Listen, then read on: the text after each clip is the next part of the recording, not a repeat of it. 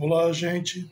Bom dia, boa tarde, boa noite. Não sei exatamente que horas que vocês vão estar assistindo esse vídeo, né? Mas eu quero agradecer muito, né, ao convite na pessoa de Alisson, que foi meu aluno, né, no IFRN, que hoje está aí com vocês no UERN, e que seria um prazer enorme estar presencialmente, né? Sempre melhor. Mas como agora eu estou morando no Natal, não daria tempo hábil de estar aí com vocês neste momento. Mas bem, o que vocês me propuseram é falar um pouco sobre a questão da violência para com pessoas LGBTQI, APN+, né, a sigla que aumenta porque é para aumentar, né, para dar visibilidade aos grupos invisibilizados. Mas antes de começar, deixa eu me apresentar melhor, né? Bom, vou fazer minha audiodescrição. Eu sou Gilson José Rodrigues Júnior, eu sou um homem negro, de cabelo crespo e cacheado. E isso quer dizer que ele é o cabelo para cima, né, que a gente chama de Black Power. Eu estou usando um headphone preto agora, só que ele está voltado para trás, porque como os headphones não foram pensados para um cabelo crespo, ele ficaria amassado parecendo um sonho, né?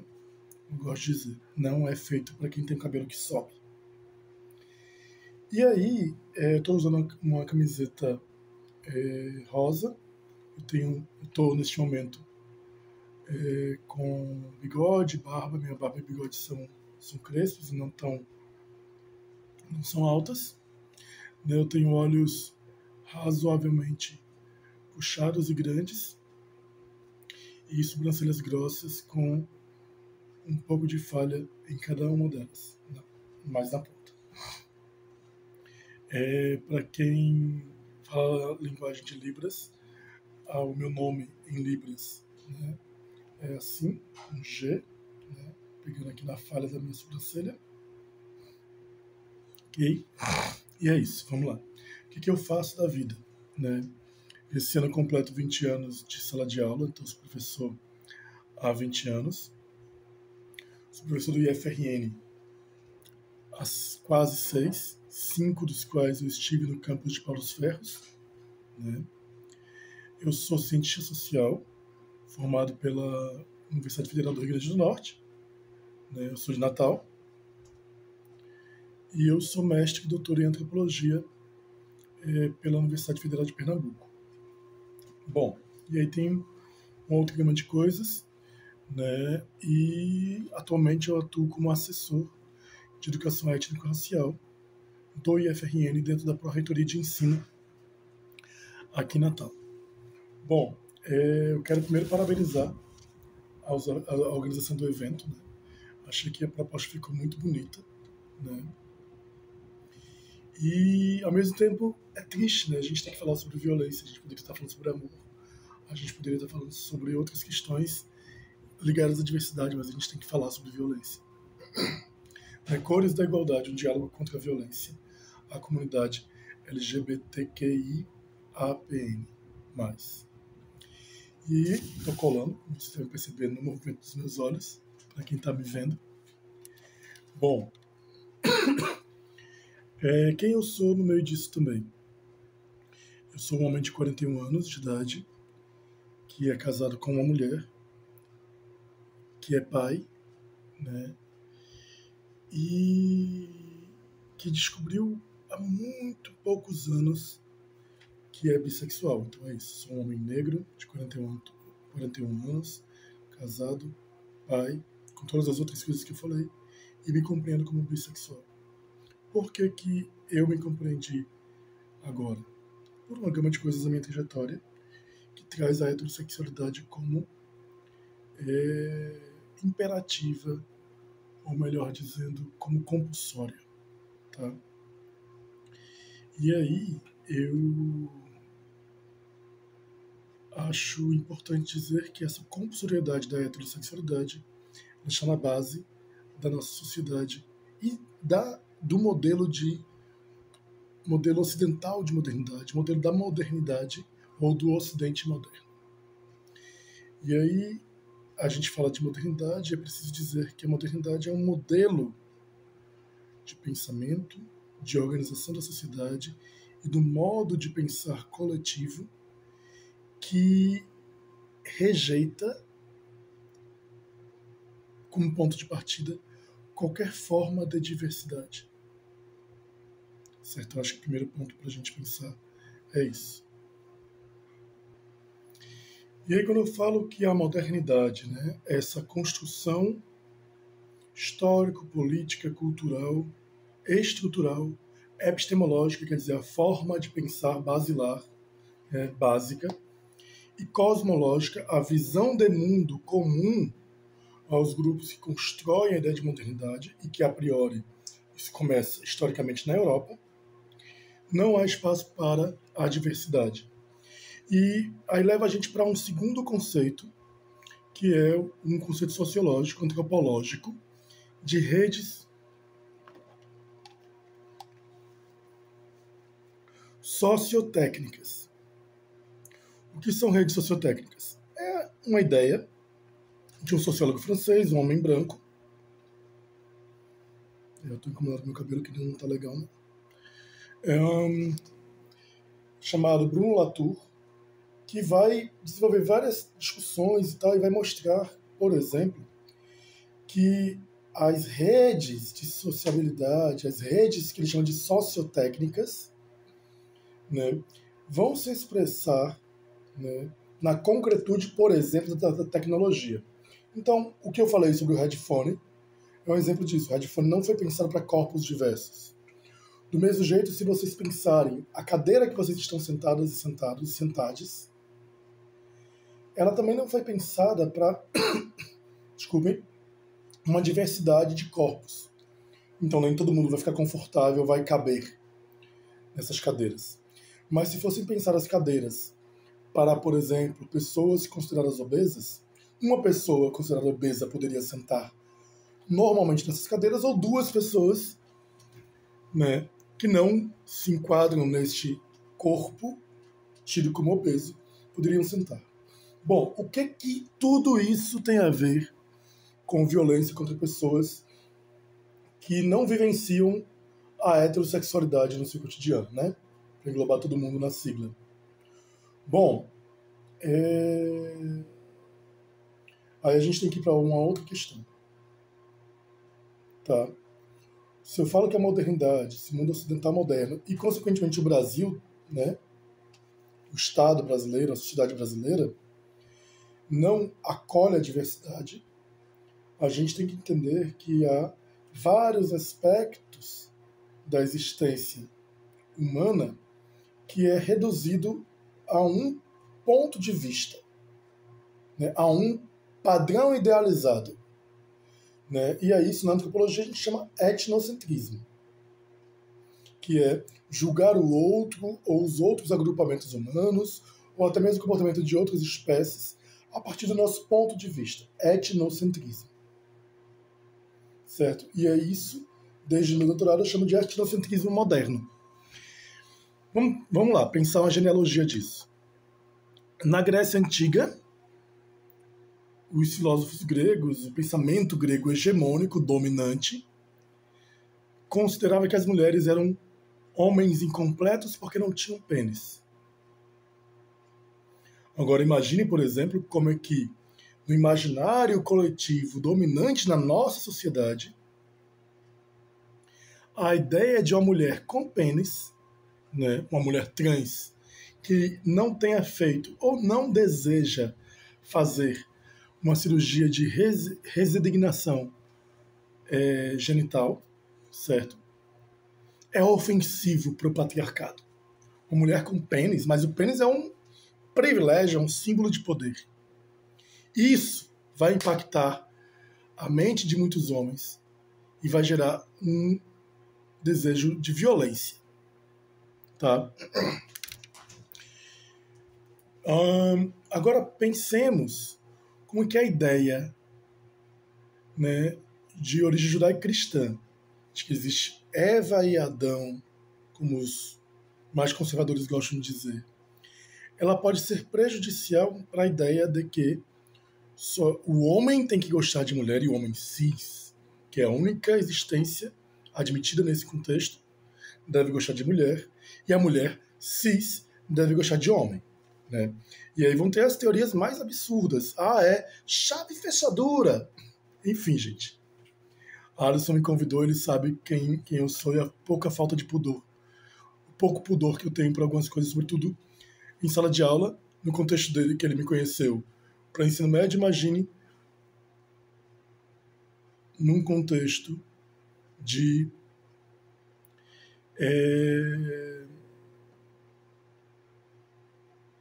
universidade, tá? E aí, o que acontece? Se a gente pensar nessa ideia da mulher como aquela que tem uma ausência, uma falta, a gente tem que compreender que a sociedade moderna, a partir desse padrão idealizado, vai julgar vários outros grupos como aqueles que faltam algo. Então, por exemplo, a população negra. Né? A Igreja Católica, para justificar no século XIX e antes, 18, 17, para justificar a escravidão, ela pegou dois mitos de origem, o mito de Caim, mito de origem fundante do pensamento judaico e judaico-cristão, e, portanto, é uma cosmovisão a judaico-cristã que é dominante na sociedade moderna ocidental e, portanto, no Brasil. Tá? A Igreja Católica vai dizer que, baseado na ideia de que a marca que Deus colocou em Caim, lá no Gênesis, foi a pele escura, e que depois, alguns capítulos para frente, a maldição que Caim, quando as águas desceram do dilúvio, quando secaram as águas, a maldição que Noé, jogou sobre o seu filho Cã por ter zombado dele, que era, na Bíblia, de servir aos seus outros irmãos, esta maldição que mandou Cã, este filho amaldiçoado de Noé, embora, teria feito de Cã o pai de África. Então, isso justificaria que a Europa escolheu especialmente os povos africanos para serem servis. E isso vai aparecer em diversos contextos, inclusive num poema chamado O Fardo do Homem Branco, de Kipler, que vai falar, né, do fardo dos europeus enviarem os seus melhores filhos para a Europa. Para a Europa não, minto, desculpe. Sair da Europa para ir para a África, para civilizar os selvagens, que eram metade animais, metade humanos. E isso, Hegel, grande filósofo da modernidade, vai dizer coisas parecidas. Mas enfim, onde eu quero chegar para chegar na questão da população LGBTQIAP+. Desculpa se eu estiver errado agora, eu não estou colando nesse momento, e é uma sigla que eu também estou me habituando. Tá?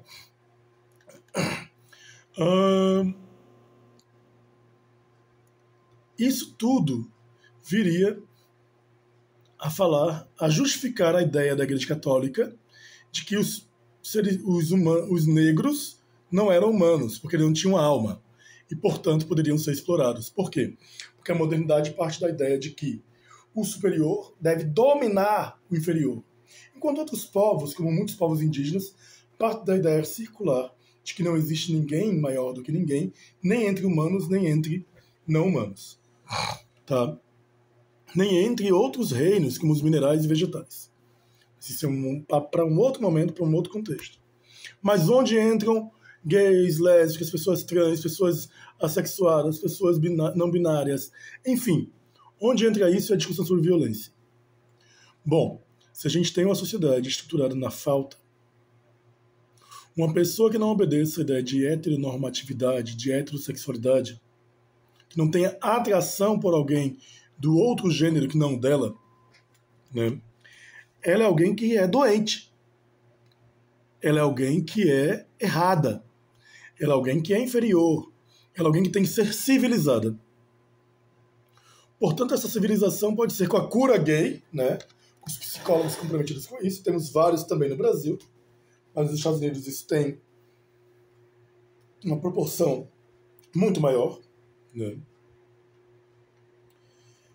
E aí a gente vai ter as violências cotidianas, que é o quê? Por exemplo, uma gama de homens que se compreendem como heterossexuais e que veem as pessoas que não são heterossexuais como aquelas que apontam o dedo para eles, porque na verdade eles têm desejos não normativos, não hegemônicos, com os quais eles não sabem lidar.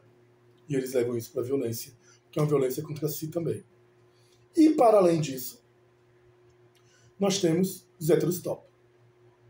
Esses jovens homens orgulhosos de uma suposta heterossexualidade. O que isso traz? Isso traz um ódio do diferente. Desculpem. E aí tem um autor chamado Achille Mbembe, um filósofo contemporâneo, que ele fala que a modernidade é uma necrópole, porque baseado, no caso do autor, em um diálogo com Michel Foucault, com a ideia de biopolítica e biopoder, ele vai dizer que o biopoder é o poder que a sociedade tem, que se cristaliza na figura do Estado, de decidir sobre a vida das pessoas. Só que Achille Mbembe vai falar que a sociedade moderna ela não é só biopolítica, ela é necropolítica. É sobre quem deve ser protegido, ter garantia da proteção da vida, e quem deve ser morto ou deixado para morrer. E numa sociedade patriarcal, racista e LGBTQ-fóbica, né, se a gente junta tudo isso, a gente já sabe onde vai dar. Mas falando aqui do tema específico, você vai ter uma sociedade que trata a heterossexualidade como compulsória e como sinônimo de normalidade. Qual a consequência disso? Violência. Brasil, com fruto disso tudo que eu estou falando, de um conservadorismo que nos fez ter os últimos 4 anos com o inominável ex-presidente, é também nos países que mais mata pessoas que não obedecem à heteronormatividade, à heterossexualidade, como algo compulsório. E aí, se nós representamos uma ameaça para este conservadorismo, ele vai reagir com ódio. E é hora de nós nos juntarmos, né? Porque o ódio que estes grupos têm contra nós é uma coisa. Mas nós temos o que a Audre Lorde, que é um intelectual negro estadunidense, lésbica, fala da justa raiva. Nós precisamos sentir raiva disso tudo. Precisamos saber o que fazer com esta raiva. E neste sentido é necessário termos um olhar crítico para a sociedade e um sentimento comum de coletividade. Só que aí qual o problema que entra? Né? Gays brancos estão lutando para serem amados. Gays negros, por exemplo, estão lutando para continuarem vivos. Se a gente não junta forças, a gente, fazendo um uso ambíguo da expressão, a gente morre na praia. E a gente precisa romper com padrões. Que a nossa prática de vida já rompeu. Por exemplo, a existência de uma pessoa negra, de um homem negro, com 41 anos de idade, doutor, bilíngue e tal, já rompe e cria ódios, conscientes e inconscientes na branquitude. Agora imagine quando a gente pensa a bissexualidade, que também sofre discriminações dentro do movimento LGBT. Porque a nossa mente ainda é binária. Não, eu gosto de homem, eu gosto de mulher. Como assim gostar de tudo? Como assim ser pansexual? Gostar de gente? Gente. Talvez eu me identifique muito mais como pansexual do que como bissexual, inclusive. Diga-se de passagem. Cada vez mais eu tenho pensado sobre isso. Cada vez mais isso vai gerando incômodos, porque a gente vai rompendo com caixinhas. A gente vai cair em outras? Talvez a gente caia em outras, mas são outras. Não aquelas pré-concebidas pra gente se encaixar. E se a gente não atentar, a gente fica isolado, cada um no seu quadrado. E a gente não dialoga, a gente não se ouve, e a gente não se cuida. É necessário que a gente se atenha, que se não nos juntarmos e pararmos de criar hierarquias de opressões, a gente vai continuar tendo o país que mais mata pessoas LGBT no mundo, que mais comete feminicídio, que mata um homem negro a cada 22 minutos. Agora imagine uma mulher trans, negra, periférica, nordestina e assim vai. Entendem? E por último eu quero dizer muito obrigado. E sim, eu tenho um otimismo com tudo isso. Apesar da gente precisar lutar por sobreviver. E por que eu tenho otimismo? Porque se nada tivesse mudado, nós não estaríamos aqui discutindo isso. Vocês não estariam aí falando sobre isso. Eu estaria na minha casa, com minha companheira ouvindo tudo que eu falei sobre isso. Há algum tempo atrás, um homem negro como eu não teria a chance nem de ir para a escola, como Machado de Assis não teve inicialmente. Imagine ocupar outros e outros lugares. Só que a gente tem que sair desse lugar do primeirismo. Ah, o primeiro negro em tal lugar, o primeiro negro... Não, chega. A gente precisa sair desses lugares. A primeira pessoa... Chega. A gente precisa ser multiplicador. Usando os termos do candomblé, do qual eu faço parte, a gente precisa ser Exu, guardião dos caminhos, dos nossos e de quem virá atrás da gente. Mas também precisamos ser Ogum, que é aquele que abre esses caminhos, mesmo quando não existe caminho. E precisamos ser Oxum. As pessoas falam da deusa da beleza e tal. Oxum tem um espelho chamado ABB. E nesse espelho ela não enxerga só a si, porque a beleza de Oxum não é narcísica apenas. A beleza de Oxum, ela enxerga no espelho os inimigos que vêm atrás e toda a sua ancestralidade para lhe fortalecer. Se nós estamos aqui, neste momento, é porque muita gente veio antes de nós. Se lá na década de 80, quando eu nasci, diziam que a AIDS era um câncer gay, além das evidências científicas que derrubaram isso, foi também todo o movimento gay, LGBT, que rejeitou isso e possibilitou o avanço dos tratamentos. Foi a pressão deste movimento que, durante ainda o famigerado governo FHC, fez com que o Brasil peitasse os Estados Unidos e quebrasse a patente dos medicamentos de tratamento de HIV/AIDS. Então, sim, a gente precisa de utopias, a gente precisa acreditar que já ocorreram mudanças e que mais estão em curso. Um cheiro em vocês, gente. Até mais. Espero em breve estar presencial com vocês. Cheiro, beijo, beijo.